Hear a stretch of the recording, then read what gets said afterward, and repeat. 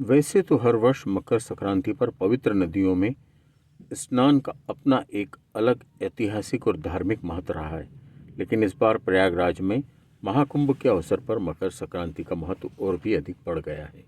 यही वजह है कि इस दिन लाखों की संख्या में लोग गंगा, यमुना और सरस्वती की त्रिवेणी यानी संगम पर स्नान करेंगे। इसी दिन महाकुंभ का पहला शाही स्नान भी होगा, जिसके लिए सभी प्रमुख अखाड़े सहित प्रसिद्ध साधु संत प्रयागराज में डेरा जमा चुके हैं। आइए जानते हैं कि मकर संक्रांति पर पवित्र नदियों में स्नान क्यों किया जाता है। भारत एक सांस्कृतिक और धार्मिक परंपराओं से समृद्ध देश है, जहां हर पर्व और त्यौहार का अपना विशेष महत्व है। मकर संक्रांति हिंदू धर्म के प्रमुख त्योहारों में से एक है, जैसे सूर्य के मकर राशि में प्रवेश करने के उपलक्ष्य में मनाया जाता है। यह पर्व जनवरी माह में तब मनाया जाता है जब सूर्य दक्षिणायन से उत्तरायण की ओर बढ़ता है। इस दिन नदियों में स्नान करना एक पवित्र और शुभ कार्य माना जाता है। मकर संक्रांति पर नदियों में स्नान करने की परंपरा वैदिक काल से चली आ रही है।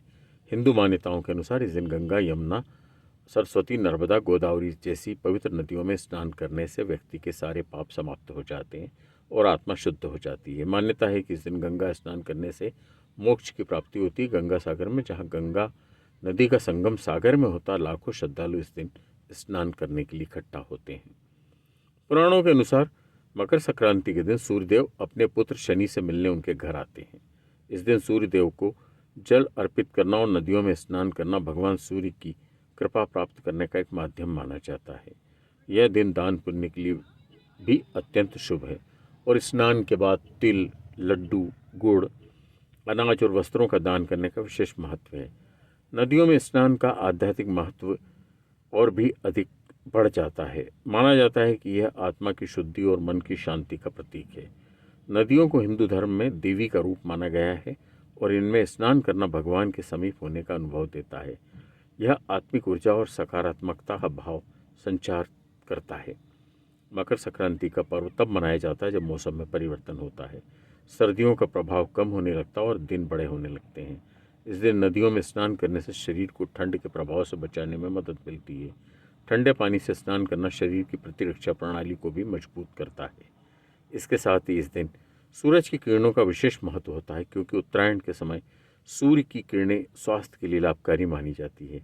मकर संक्रांति केवल धार्मिक पर्व नहीं है, बल्कि यह समाज में एकता और सामूहिकता को भी बढ़ावा देता है। लोग इस दिन सामूहिक रूप से नदियों के किनारे एकत्र होकर स्नान, पूजा और दान करते हैं।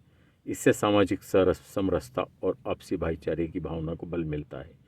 मकर संक्रांति पर नदियों में स्नान करना धार्मिक, आध्यात्मिक और सामाजिक दृष्टि से अत्यंत महत्वपूर्ण है। यह यह पर्व न केवल आस्था का प्रतीक है, बल्कि यह प्रकृति और जीवन के प्रति हमारी कृतज्ञता व्यक्त करने का भी एक माध्यम है। इस दिन नदियों में स्नान कर दान पुण्य करने से हम अपने जीवन को पवित्र और सार्थक बना सकते हैं।